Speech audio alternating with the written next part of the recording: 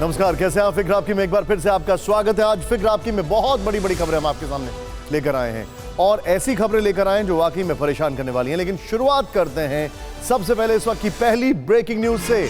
बड़ी खबर, राजस्थान के बीकानेर में वायुसेना के हेलीकॉप्टर की इमरजेंसी लैंडिंग। तेज बारिश के बीच हेलीकॉप्टर की इमरजेंसी लैंडिंग। हेलीकॉप्टर में सवार तीनों पायलट सुरक्षित हैं। यह एक अच्छी खबर है कि तीनों पायलट सुरक्षित हैं। दूसरी ब्रेकिंग न्यूज आ रही है, नए संसद भवन के उद्घाटन को लेकर जो दूसरी बड़ी खबर आई है, सीधे दिखाई है, शामिल नहीं होंगे इसमें बीजेडी, शामिल होगी बीजेडी। मैं करेक्ट करना चाहूंगा, उद्घाटन समारोह में शामिल होगी बीजेडी। बीजेडी ने लेटर जारी कर किया आधिकारिक ऐलान। वाईएसआर, कांग्रेस और शिरोमणि अकाली दल भी समारोह में होंगे शामिल। तीसरी बड़ी खबर, बागेश्वर बाबा को वाई कैटेगरी की सुरक्षा। सीआरपीएफ के सुरक्षा कर्मियों की होगी तैनाती। बागेश्वर धाम के ट्विटर हैंडल से दी गई जानकारी। चौथी बड़ी खबर आ रही है, नीति आयोग की बैठक में नहीं आएंगी ममता बनर्जी। 27 मई को नई दिल्ली में नीति आयोग की होगी बैठक। नए संसद भवन के उद्घाटन का बहिष्कार कर रही है टीएमसी। पांचवी बड़ी खबर, यमुना सफाई कमेटी में एलजी को अध्यक्ष बनाने का मामला है। दिल्ली सरकार ने एनजीटी के फैसले को सुप्रीम कोर्ट में चुनौती दी। सरकार ने फैसले को संविधान पीठ के आदेश के खिलाफ बताया है। एक और बड़ी खबर आ रही है, प्रदर्शन कर रहे पहलवानों के खिलाफ एफआईआर दर्ज करने की मांग की गई है। पटियाला हाउस कोर्ट में दाखिल की गई याचिका। पटियाला हाउस कोर्ट कल 2 बजे मामले में करेगा सुनवाई। महाराष्ट्र से बड़ी खबर है, महाराष्ट्र में आशीष देशमुख को कांग्रेस ने किया निलंबित। पूर्व विधायक रहे देशमुख नाना पटोले के माने जाते हैं विरोधी। पार्टी विरोधी गतिविधियों के चलते 6 साल के लिए निलंबित। आठवीं बड़ी खबर, असम मेघालय के मुख्यमंत्रियों की मुलाकात। गुवाहाटी में मिले दोनों राज्यों के सीएम। 2 राज्यों के बीच सीमा विवाद पर हुआ मंथन। और 9वीं ब्रेकिंग न्यूज, सीएम योगी ने की सूबे में कानून व्यवस्था की समीक्षा। प्रमुख सचिव गृह, डीजीपी समेत कई अफसरों के साथ मंथन। पुलिस विभाग के सभी आला अधिकारी वीडियो कॉन्फ्रेंसिंग से हुए शामिल। लेकिन अब फिक्र आपकी में ब्रेकिंग न्यूज के बाद बात करते हैं कि आज हमारे कर्टन रेजर में कौन कौन सी खबरें हैं। पहली बड़ी खबर जो आ रही है, प्रधानमंत्री मोदी को पूरी दुनिया बॉस मान रही है, लेकिन देश में किसने उन्हें पुतिन और तुगलक कहा, यह हम आपको दिखाएंगे। दूसरी बड़ी खबर, कैसे पीएम मोदी नए संसद भवन में राजदंड ला रहे हैं, आपको दिखाएंगे सेंगोल की 1947 वाली पूरी कहानी। तीसरी खबर जो है वो बड़ी खबर है, नए संसद भवन के उद्घाटन का क्या है नंबर गेम। क्या ये मोदी विरोध में 2024 की सबसे बड़ी लड़ाई है, हम आपको ये बताने और दिखाने वाले हैं। चौथी खबर, शपथ के 4 दिन बाद कर्नाटक में कैसे शुरू हुआ नया नाटक, क्यों सीएम की कुर्सी पर फिर से शुरू हो गई है खींचतान। और पांचवी खबर होगी पड़ोसी मुल्क पाकिस्तान की, जहां इमरान की पार्टी पीटीआई पर लगने वाला है बैन और सवाल है नियाजी क्या जाने वाले हैं जेल। लेकिन शुरुआत करने वाले हैं फिक्र आपकी में। सबसे पहली खबर जो है, प्रधानमंत्री नरेंद्र मोदी के अपमान से जुड़ी हुई खबर। दुनिया जिसे मानती है द बॉस, विपक्ष कहे पुतिन और तुगलक। सोचिए, यह हमारे सामने एक बहुत बड़ा क्वेश्चन है। कल हमने आपको इसी शो में दिखाया था कि कैसे बतौर पीएम नरेंद्र मोदी जब सिडनी में विश्व गुरु भारत का प्रतिनिधित्व कर रहे थे, तब ओलंपिक स्टेडियम के उसी मंच से ऑस्ट्रेलिया के पीएम एंथनी एल्बनीज ने उन्हें बॉस कहा था। Prime Minister Modi is the boss. Prime Minister Modi is the boss. इससे पहले की ऐतिहासिक घटना याद करें तो ठीक 2 दिन पहले पीएम मोदी जब पापुआ न्यू गिनी पहुंचे थे, तो एयरपोर्ट पर वहां के पीएम जेम्स मरापे ने परंपरा तोड़ते हुए न सिर्फ उनका राजकीय सम्मान किया था, बल्कि पैर भी छू लिए थे। और इससे भी पहले हिरोशिमा में हुई क्वाड की बैठक में अमेरिका के राष्ट्रपति जो बाइडेन खुद प्रधानमंत्री मोदी के पास चलकर आए थे और उनसे ऑटोग्राफ मांगा था। पीएम मोदी की लोकप्रियता से जुड़ी इन 3 तस्वीरों ने पूरी दुनिया का ध्यान खींचा और संदेश दिया कि उनके नेतृत्व में 9 साल में भारत की धाक और साख विश्व में बढ़ी है। लेकिन इस बीच प्रधानमंत्री मोदी को नीचा दिखाने के लिए अपने देश में क्या क्या हुआ, जब आप जानेंगे तो हैरत में पड़ जाएंगे। विपक्ष के कई बड़े दलों में उनका अपमान करने की होड़ लग गई है। लोकसभा में कांग्रेस संसदीय दल के नेता अधीर रंजन चौधरी ने आपत्तिजनक शब्दों का इस्तेमाल करके मजाक उड़ाया। समाजवादी पार्टी के राष्ट्रीय महासचिव रामगोपाल यादव ने पीएम मोदी की तुलना मोहम्मद बिन तुगलक से की। और आम आदमी पार्टी के नेता पंजाब के मुख्यमंत्री भगवंत मान ने भी प्रधानमंत्री का अपमान किया। इन तीनों नेताओं के बिगड़े बोल आप भी सुनिए, इसके बाद नेताओं की इस खींच की वजह बताएंगे।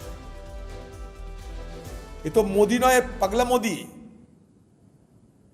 लोके बोलছে पगला मोदी। तो दिल्ली से दौलताबाद और दौलताबाद से दिल्ली, मोहम्मद तुगलक के बारे में कहा जाता था। राजधानी दिल्ली से दौलताबाद बनाई, वहाँ पानी पीने का नहीं था, फिर वापस ले आए। तो यही लोग हैं। फिर मोहम्मद तुगलक को क्या कहा, लोगों ने कैसा सवाल किया करते थे आप लोगों को। भाई ये शासन के बारे में, यहाँ के शासकों के बारे में लोगों की धारणा है। 24 में अगर ये आ गए, ये संविधान बदल देंगे। और ये जिस तरीके से चल रहे हैं प्रधानमंत्री जी, बिल्कुल आने वाले दिनों में नरेंद्र पुतिन बनने वाले हैं। हाँ, ये इलेक्शन ही कराएंगे, ये कहेंगे 35 साल की मैं ही हूँ, बस 40 साल की लिए मैं ही हूँ।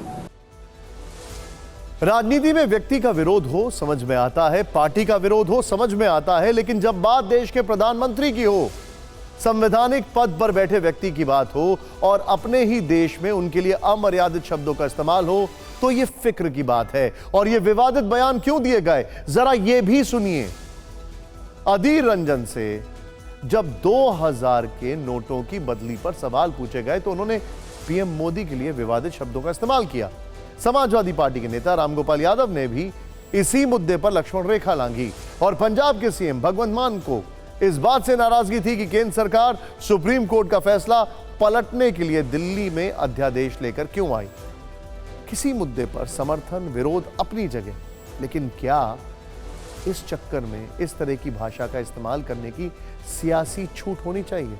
सुनिए बीजेपी ने कांग्रेस नेता अधीर रंजन पर कैसे पलटवार किया।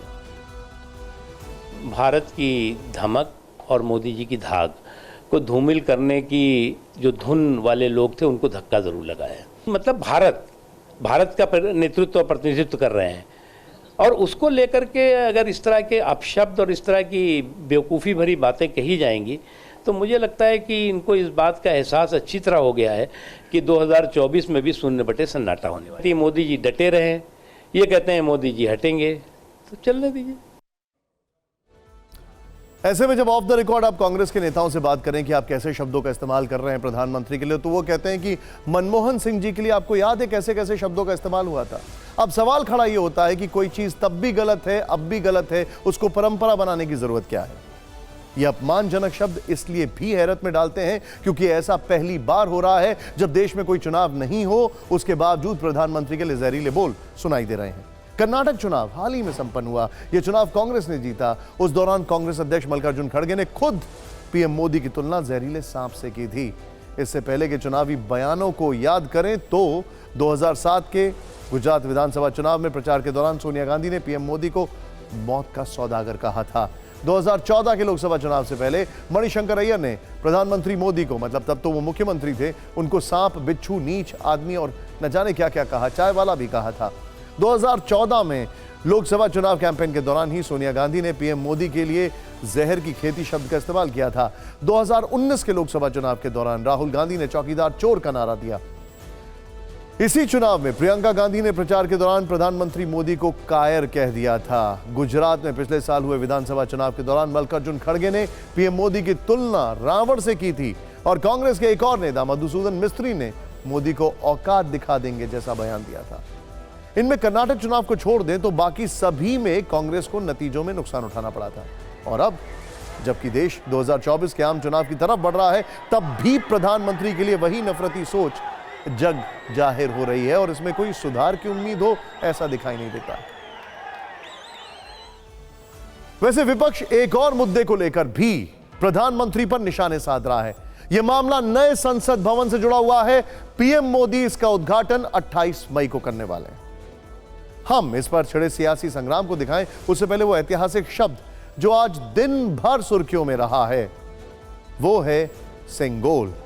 ये जरा ध्यान से देखिएगा इसको। ये है वो शब्द और ये है वो जिसका हम जिक्र कर रहे हैं। अब इसके पीछे की बैक स्टोरी जो है वो बड़ी इंटरेस्टिंग है और फिक्र आपकी की जो टीम है उसने बड़े अच्छे तरीके से आपके सामने एक एक चीज इसको लेकर रखने की कोशिश की है। यह शब्द सैकड़ों साल पुराना है। सेंगोल की हम बात कर रहे हैं, हमारी परंपरा का हिस्सा है और सत्ता हस्तांतरण यानी पावर ट्रांसफर का प्रतीक चिन्ह है। सबसे पहले यह जानिए कि आज सेंगोल चर्चा में क्यों और कैसे आया। गृह मंत्री अमित शाह ने आज एक प्रेस कॉन्फ्रेंस की जिसमें उन्होंने नए संसद भवन के उद्घाटन की तारीख और वक्त बताया। अमित शाह ने कहा कि प्रधानमंत्री मोदी 28 मई को दोपहर 12 बजे नए संसद भवन का उद्घाटन करेंगे। इसी दौरान अमित शाह ने सेंगोल का जिक्र किया। सेंगोल, उन्होंने कहा कि प्रधानमंत्री नए संसद भवन में सत्ता हस्तांतरण का प्रतीक चिन्ह सेंगोल भी स्थापित करेंगे। इस दौरान अमित शाह ने सेंगोल का ऐतिहासिक महत्व बताया और यह भी कहा कि इसे किस तरह से नजरअंदाज किया जाता रहा है। आपको गृह मंत्री अमित शाह का यह पूरा बयान सुनाएंगे, लेकिन पहले सेंगोल से आपका परिचय करवा देते हैं। सेंगोल संस्कृत के शंकु शब्द से लिया गया है। शंकु का अर्थ होता है शंख। सेंगोल शब्द का अर्थ है संपदा से संपन्न। सेंगोल आजादी का प्रतीक है। सेंगोल को सत्ता हस्तांतरण का प्रतीक चिन्ह माना जाता है। सेंगोल ऊपर पर सबसे ऊपर जो है वो नंदी है, बगल में कुछ कलाकृतियां बनी हुई हैं। सेंगोल सोने और चांदी का बना होता है। गृह मंत्री अमित शाह ने बताया कि सेंगोल को नए संसद भवन में स्पीकर की कुर्सी के बगल में रखा जाएगा। यह आजादी के अमृत महोत्सव का प्रतिबिंब होगा।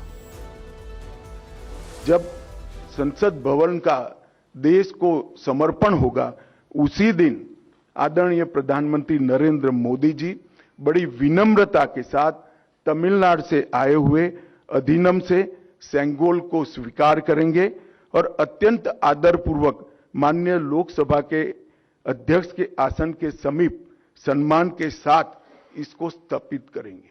मैं मानता हूं कि भारतीय परंपराओं से जुड़ने का एक विरल और महान क्षण होगा।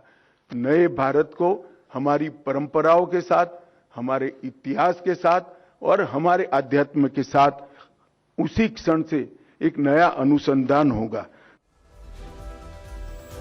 सेंगोल का इतिहास पुराना है। इसकी कहानी ब्रिटिश शासन के अंतिम वायसराय लॉर्ड माउंटबेटन के एक सवाल से शुरू हुई थी, जो उन्होंने जवाहरलाल नेहरू से पूछा था। लॉर्ड माउंटबेटन ने पूछा था कि जब भारत स्वतंत्रता प्राप्त करेगा तो वो कौन सी चीज होगी जो सत्ता के हस्तांतरण को चिन्हित करेगी।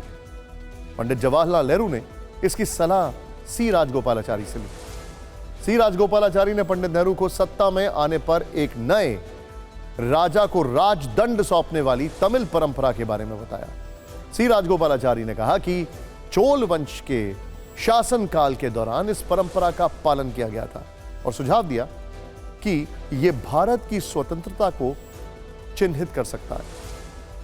इसके बाद देश की स्वतंत्रता के ऐतिहासिक क्षण के लिए एक राजदंड की व्यवस्था करने का प्रश्न आया और सी राजगोपालाचारी ने तमिलनाडु के एक मठ थिरुवादुथुराई अधिनम से संपर्क किया और सेंगोल बनाने की जिम्मेदारी मठ के वरिष्ठ पुजारी को दी गई।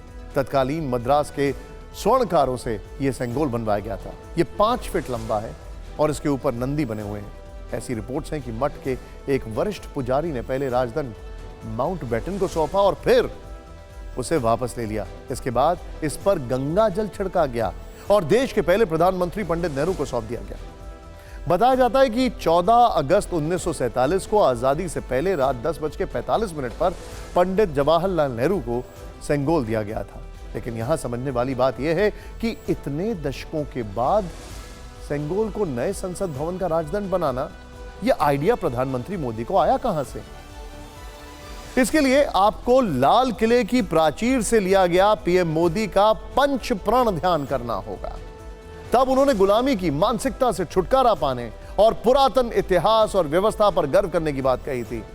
इसी पंच प्रण को अब साकार करने का प्रमाण है सेंगोल, जिसके बारे में करीब 1.25 साल पहले प्रधानमंत्री के सामने यह मुद्दा आया था। तब तमिलनाडु में आजादी के अमृत महोत्सव के दौरान प्रधानमंत्री का ध्यान इस पर गया। इसके बाद पीएम मोदी ने सेंगोल को तलाशने का काम संस्कृति मंत्रालय को सौंपा। 3 महीने बाद प्रयागराज म्यूजियम के डायरेक्टर ने दंड की तरह एक चीज वहां होने की बात बताई। संस्कृति मंत्रालय के अधिकारी दंड को लेकर चेन्नई गए। चेन्नई में निर्माण और में शामिल कारीगरों को सेंगोल दिखाया गया। सेंगोल निर्माताओं में एक विमुड्डी एथिराजुलू ने इसकी पहचान कर ली। इसके बाद सेंगोल की साफ सफाई कर वापस दिल्ली लाया गया। इस वक्त ये सेंगोल नेशनल म्यूजियम के सुरक्षित जोन में है। इसे 14 अगस्त 1947 को रात 11:45 पर अंग्रेजों से सत्ता हस्तांतरण के रूप में स्वीकार किया गया था और अब यही सेंगोल 28 मई को लोकसभा स्पीकर के आसन के बगल में सुशोभित होगा। पीएम मोदी इसे वैदिक मंत्रोच्चार के साथ विधि विधान के साथ लोकसभा में स्थापित करेंगे। वैसे पीएम मोदी के इस सेंगोल शास्त्र में क्या मंत्र छिपा है, इसे ऐसे समझ सकते हैं कि इसके जरिए उत्तर भारत और दक्षिण भारत के बीच खाई को पाटा जा सकता है। हिंदी और तमिल के भाषा विवाद को दूर करने की कोशिश की गई है। देश को गुलामी की मानसिकता से आजाद करने की पहल है। लोकसभा में इसकी स्थापना से संदेश यही है कि हमें हमारी सभ्यता और संस्कृति को अहमियत देनी चाहिए। ये सेंगोल बीजेपी की लुक साउथ नीति को मजबूती दे सकता है, बीजेपी के सनातनी विचार को स्थापित कर सकता है और राजदंड को न्यायप्रिय विधायिका का प्रतीक बना सकता है। आज गृह मंत्री अमित शाह ने सेंगोल की चर्चा करते हुए कहा था कि लंबे वक्त तक इसकी अनदेखी होती रही, लेकिन अब इसे प्रयागराज के म्यूजियम से दिल्ली म्यूजियम लाया जा चुका है। टीवी 9 भारतवर्ष की टीम जब इसके बारे में जानने के लिए प्रयागराज म्यूजियम पहुंची तो गृह मंत्री अमित शाह की ये बातें काफी हद तक सही जान पड़ी। यहां से तैयार की गई हमारी ये विशेष रील जरूर देखें।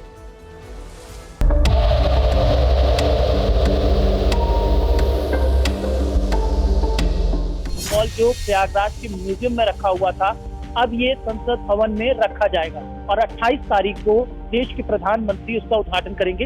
ये वही म्यूजियम है जहां पर इससे पहले यहाँ पर इसी सिंगोल को रखा गया था। 4 महीने पहले पूर्व में बताया जा रहा है कि यहाँ से इसे हटाकर कहीं भेज दिया गया है। 1947 में पंडित जवाहरलाल नेहरू ने इस म्यूजियम का फाउंडेशन स्टोन लगाया था, तो आगे का इसका पोर्शन बना था। बाद में ये गैलरीज बनती थी और जब ये नेहरू गैलरी बनी तो नेहरू गैलरी में स्थापित किया गया।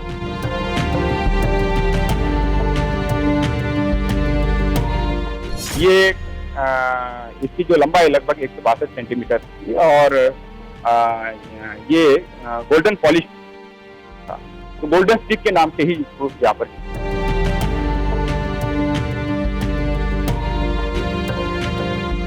इसमें जो लिखा हुआ है वो तमिल भाषा में। कब इसको भेजा गया होगा यहाँ से? यहाँ से नेशनल म्यूजियम गया 4/11/2022 को गया। 2022।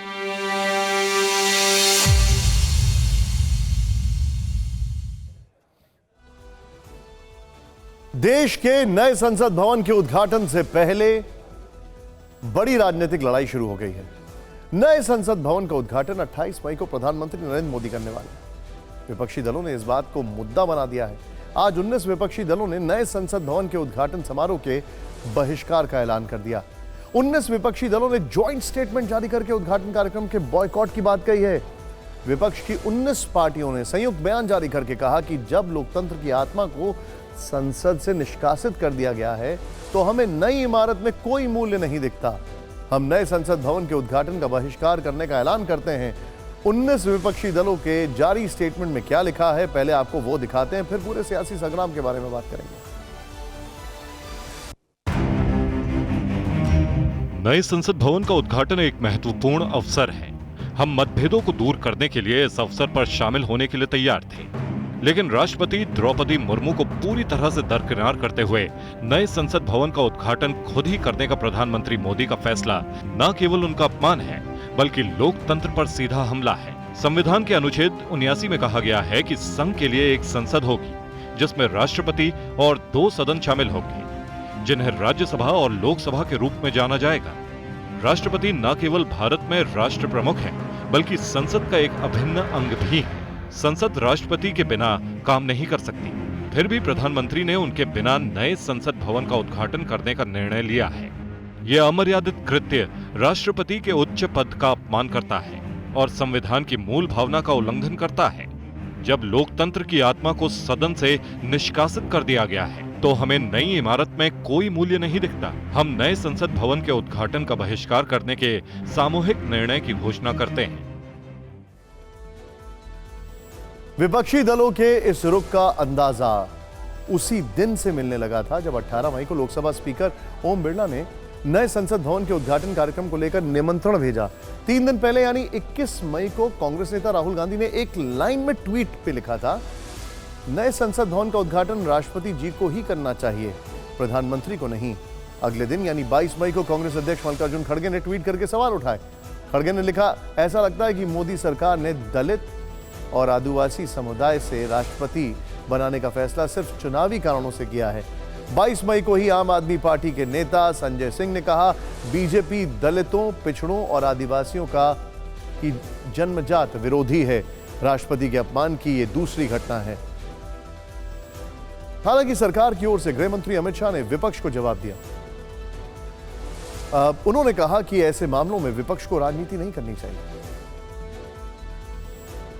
हमने तो भारत सरकार ने सबको विनती किया है कि आप उपस्थित रहिए, सब अपनी अपनी भावना के अनुसार करेंगे। मैंने पहले ही किया कि राजनीति को इसके साथ मत जोड़िए। सरकार की तरफ से संसदीय कार्य मंत्री प्रहलाद जोशी ने इस मामले में स्थिति साफ करने की कोशिश की, लेकिन विपक्ष नहीं माना। दिन भर जबरदस्त जुबानी घमासान मचा। विपक्ष ने कहा कि क्या कहा, सरकार ने क्या जवाब दिया। हमने इस वार पलटवार पर एक रील तैयार की है, पहले आप इसे देखिए, फिर नए संसद भवन के बहाने विपक्ष की आगे की सियासत की हम बात करेंगे।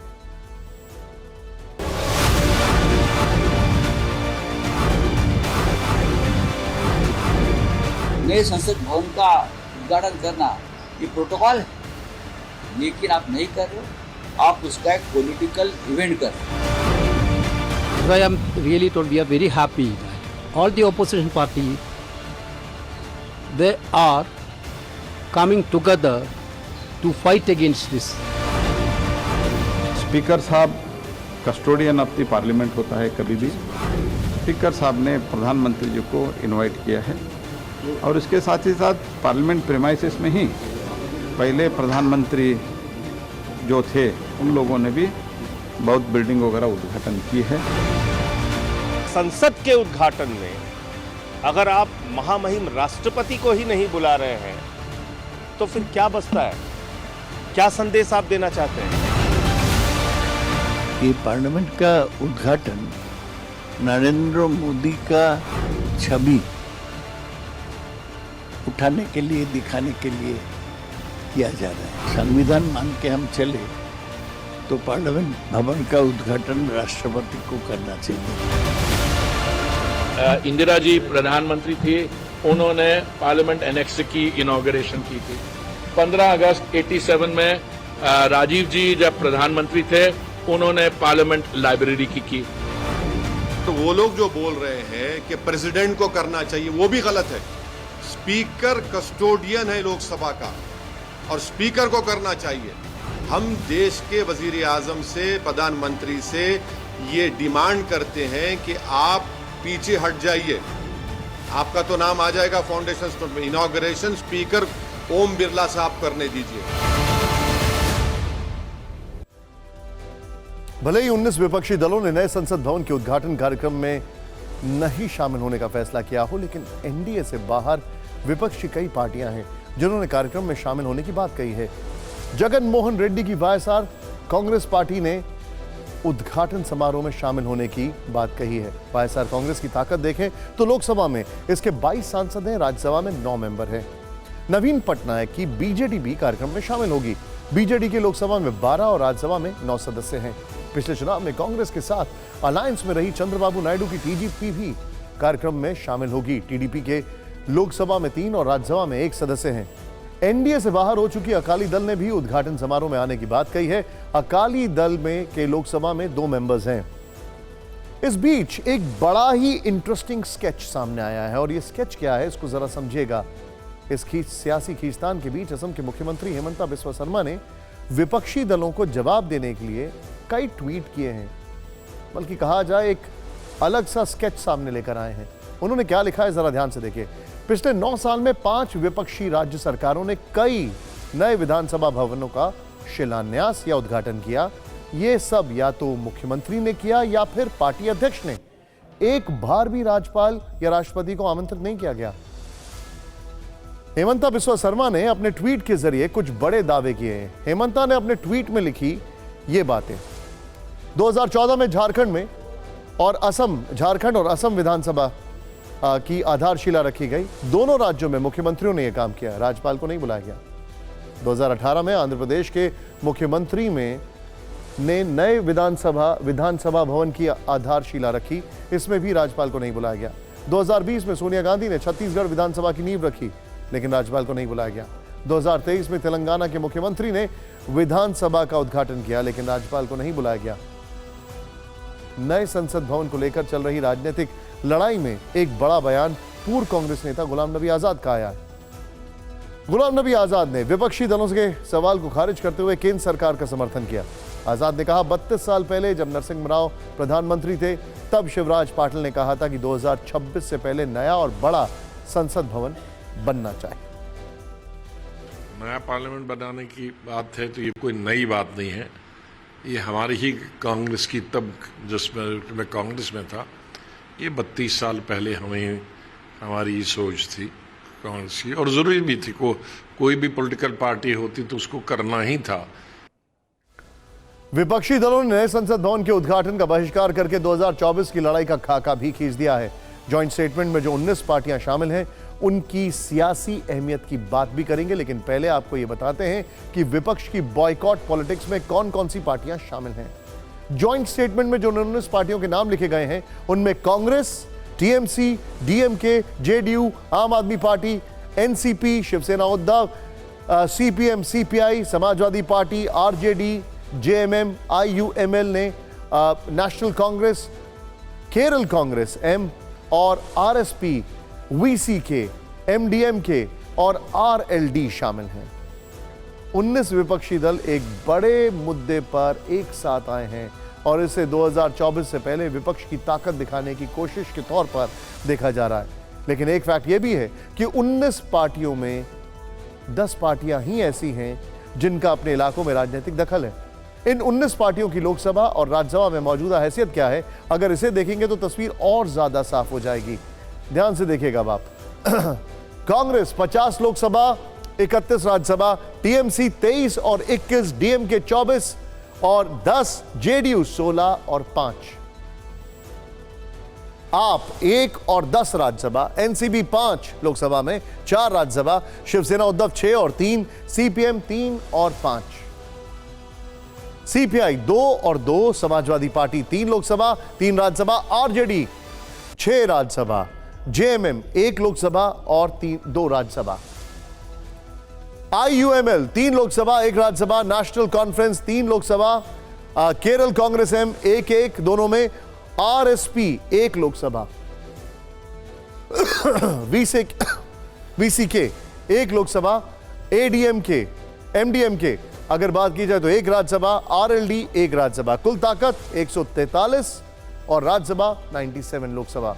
देखिए, लोकसभा में 143 और राज्यसभा में 97, यानी 19 विपक्षी दलों में के चंद्रशेखर राव की पार्टी बीआरएस और असदुद्दीन ओवैसी की एआईएमआईएम का नाम शामिल नहीं है। बीआरएस और एआईएमआईएम ने ऐलान कर दिया है कि वो नए संसद भवन के उद्घाटन समारोह में नहीं जाएंगे। यानी अब तक 21 पार्टियों ने ऐलान कर दिया है कि वो नए संसद भवन के उद्घाटन कार्यक्रम से दूर रहेंगे। सवाल है कि नई संसद के उद्घाटन का जितना पार्टियां विरोध कर रही हैं, क्या वो 2024 के लोकसभा चुनाव में एक साथ चुनाव लड़कर नरेंद्र मोदी का मुकाबला करेंगी? दूसरी तरफ एनडीए से बाहर जितनी पार्टियां उद्घाटन समारोह का समर्थन कर रही हैं, क्या उन्हें लोकसभा चुनाव में नरेंद्र मोदी का नेतृत्व स्वीकार होगा? हम ऐसा इसलिए कह रहे हैं क्योंकि नई संसद का उद्घाटन पक्ष विपक्ष की एकजुटता का अखाड़ा बन गया है और बहिष्कार इसका जरिया। और अब बात करते हैं कर्नाटक की, जहां सिद्धरामैया वर्सेस डीके शिव कुमार की लड़ाई का नया चैप्टर लिखा जा रहा है। कर्नाटक में सिद्धरामैया सरकार को शपथ लिए 4 दिन हुए हैं, लेकिन 1 हफ्ते के अंदर सरकार की अंदरूनी लड़ाई सतह पर आ गई है। वजह है सीएम की कुर्सी। दरअसल सिद्धरामैया सरकार में सीनियर मंत्री एमबी पाटिल के एक बयान से कांग्रेस के सीनियर नेताओं का झगड़ा सामने आया है। एमबी पाटिल ने 3 बड़ी बातें कही हैं। सिद्धरामैया कर्नाटक में 5 साल तक मुख्यमंत्री रहेंगे। राज्य में 2.5 साल तक सत्ता के समझौते जैसा कोई फॉर्मूला नहीं है।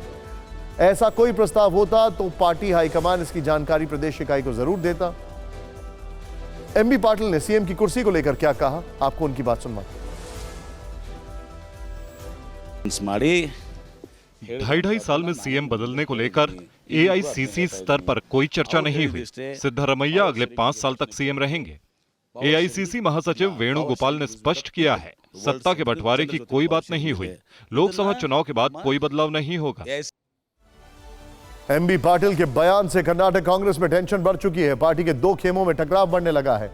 एमबी पाटिल और डीके सुरेश आमने सामने आ गए हैं। हालांकि जब बात बढ़ने लगी तो एमबी पाटिल बैकफुट पर आ गए। उन्होंने एक ट्वीट करके मामले को रफा दफा करने की कोशिश की। एमबी पाटिल ने लिखा, हम सब कांग्रेस पार्टी में एकजुट हैं। हमारा लक्ष्य राज्य के लोगों को अच्छी सरकार देना है। मीडिया मेरे और डीके सुरेश के बीच कंफ्यूजन पैदा ना करे। अब इससे क्या कहें? सीएम की कुर्सी को लेकर बयान एमबी पाटिल ने खुद दिया। डीके सुरेश ने उन पर पलटवार किया और जब कर्नाटक कांग्रेस के नेताओं के झगड़े के चर्चा होने लगी तो एमबी पाटिल मीडिया को जिम्मेदार ठहरा रहे हैं। लेकिन अब बात इमरान खान की। पाकिस्तान में अब पीटीआई पर बैन, फिर जेल जाएंगे इमरान? यह सवाल बहुत बड़ा है।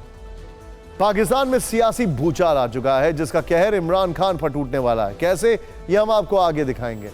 लेकिन पाकिस्तान में जारी बवाल के बीच बड़ी खबर आ रही है। इमरान खान ने पाकिस्तान को किया संबोधित। इमरान खान ने कहा 10,000 पीटीआई कार्यकर्ताओं पर हो रहा है जुल्म। इमरान ने कहा कार्यकर्ताओं को छोटे पिंजरों में बंद किया गया है। इमरान ने कहा कि पार्टी के नेताओं को डराया धमकाया जा रहा है। इमरान ने कहा तहरीके इंसाफ को खत्म करने की हो रही है साजिश। वैसे इमरान खान का खुद का हाल शोले के जेलर वाला हो गया है। आधे इधर जाओ, आधे उधर जाओ और बाकी मेरे पीछे आओ। क्योंकि जिस तेजी से उनके पार्टी के लोग छोड़ रहे हैं उनकी पार्टी, इमरान खान सिर्फ अकेले दिखाई देते हैं। पाकिस्तान की सरकार और सेना पर इमरान खान के आरोप गंभीर हैं। लेकिन आज शाम जब इमरान पाकिस्तान को संबोधित कर रहे थे, ठीक उसी वक्त पाकिस्तान से एक और बड़ी खबर आई। पीटीआई के सीनियर नेता और उनकी सरकार में सूचना प्रसारण मंत्री रहे फवाद चौधरी ने पार्टी छोड़ दी है। वही थे जो कि कुछ दिन पहले हाईकोर्ट भागकर पहुंचे थे जिससे कहीं पुलिस अरेस्ट ना कर रहे। पीटीआई से नाता तोड़ने वालों में फवाद चौधरी दूसरा बड़ा नाम है, बल्कि तीसरा बड़ा नाम है। कहा जा रहा है कि फवाद चौधरी भी सरकार के दबाव में झुक चुके हैं क्योंकि इमरान खान की पार्टी तहरीके इंसाफ के भविष्य को लेकर शहबाज शरीफ की सरकार बड़ा फैसला लेने वाली है। इमरान की पार्टी पीटीआई की किस्मत का फैसला जल्द होने वाला है। जल्द ये तय हो जाएगा कि पीटीआई का अस्तित्व पाकिस्तान में रहेगा या नहीं, क्योंकि पाकिस्तान के रक्षा मंत्री ख्वाजा आसिफ का बड़ा बयान आया है। उन्होंने कहा कि पीटीआई पर बैन लगाने को लेकर विचार किया जाए।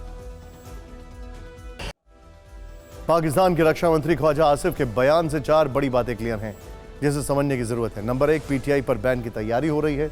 नंबर 2, पाकिस्तान सरकार बैन को लेकर गंभीर है। नंबर 3, 9 मई को सैन्य ठिकानों पर हमले के बाद से ही बैन पर विचार जारी है। और नंबर 4, इमरान खान अब सत्ता गंवाने के बाद अपनी पार्टी से भी हाथ धो सकते हैं। हालांकि इसकी आशंका खुद इमरान आज से 4 दिन पहले भी जता चुके हैं।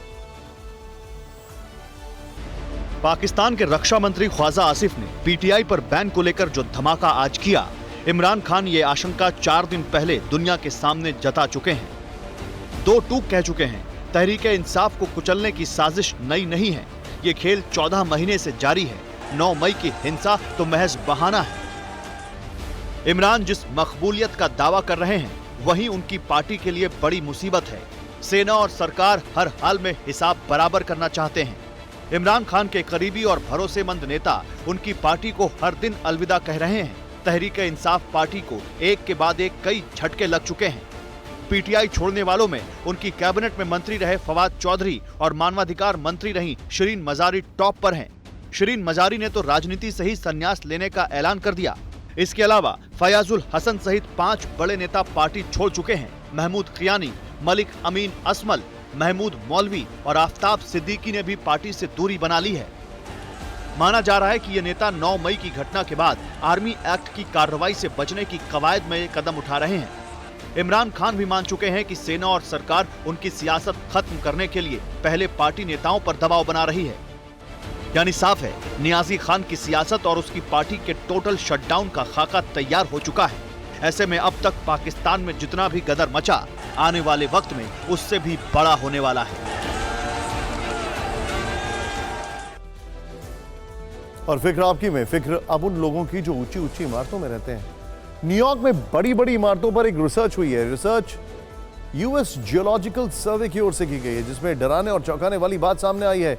बड़ी बड़ी बिल्डिंग के बोझ से अमेरिका का न्यूयॉर्क शहर बहुत तेजी से धंस रहा है। इस रिसर्च के मुताबिक न्यूयॉर्क शहर हर साल औसतन 1 से 2 मिलीमीटर धंस रहा है। शायद कुछ मिलीमीटर धंसने के बात सुनकर आपको डर ना लगे, लेकिन न्यूयॉर्क के लिए खतरे की बात है। कि शहर की जमीन धंसती जा रही है और न्यूयॉर्क धीरे धीरे डूबता जा रहा है। इमारतों के वजन की वजह से न्यूयॉर्क के कुछ हिस्सों में तो जमीन धंसने की यह स्पीड 2 से 3 गुना तक है। इस रिसर्च में यह भी बताया गया है कि पूरे न्यूयॉर्क पर बड़ी इमारतों का करीब 76,400 किलोग्राम का बोझ है। सोचिए जरा, यानी न्यूयॉर्क में बड़ी बड़ी इमारतों के नाम पर खड़ा किया गया वर्टिकल विकास उसकी तबाही की वजह बन रहा है। न्यूयॉर्क शहर पर यूएस जियोलॉजिकल सर्वे की ओर से जो स्टडी की गई है, उसकी रिपोर्ट को अर्थ फ्यूचर जर्नल में पब्लिश किया गया है। इस खतरे से न्यूयॉर्क में रहने वाले 84 लाख की आबादी का एक बहुत बड़ा हिस्सा तबाही का सामना कर सकता है। इस स्टडी में पूरे न्यूयॉर्क की करीब 11 लाख छोटी बड़ी इमारतों को शामिल किया गया था, जिसमें पता चला है कि अमेरिका के इस शहर में 76,400 करोड़ किलोग्राम का वजन है, यानी करीब 15 करोड़ हाथियों के बराबर का दबाव इस वक्त न्यूयॉर्क झेल रहा है। अपनी रिपोर्ट में शोधकर्ताओं ने यह भी बताया कि न्यूयॉर्क पर इस वक्त करीब 19 लाख बोइंग 747 जैसे भारी भरकम और पूरी तरह से भरे हुए विमान के बराबर का वजन है और इसी की वजह से न्यूयॉर्क तेजी से धंस रहा है। यानी न्यूयॉर्क में क्या हो रहा है, अब हम आपको एक एनिमेशन की मदद से समझाते हैं। इस शहर में इमारतों के जरिए कंक्रीट का एक जंगल खड़ा कर दिया गया है। इसमें ज्यादातर हाई राइज बिल्डिंग है और इस बिल्डिंग की वजह से न्यूयॉर्क की जमीन धंस रही है और हर साल ये 1 से 2 मिलीमीटर तक धंसता जा रहा है। और शोधकर्ताओं का कहना है कि आने वाले कुछ वर्षों में इसमें और तेजी आ सकती है। दूसरा खतरा यह है कि हडसन नदी के किनारे बसे होने की वजह से जल स्तर बढ़ रहा है और न्यूयॉर्क धीरे धीरे डूबता जा रहा है। मुझे तो चिंता नोएडा की है, क्योंकि यहां पर भी यही हाल है और शायद मुंबई की भी।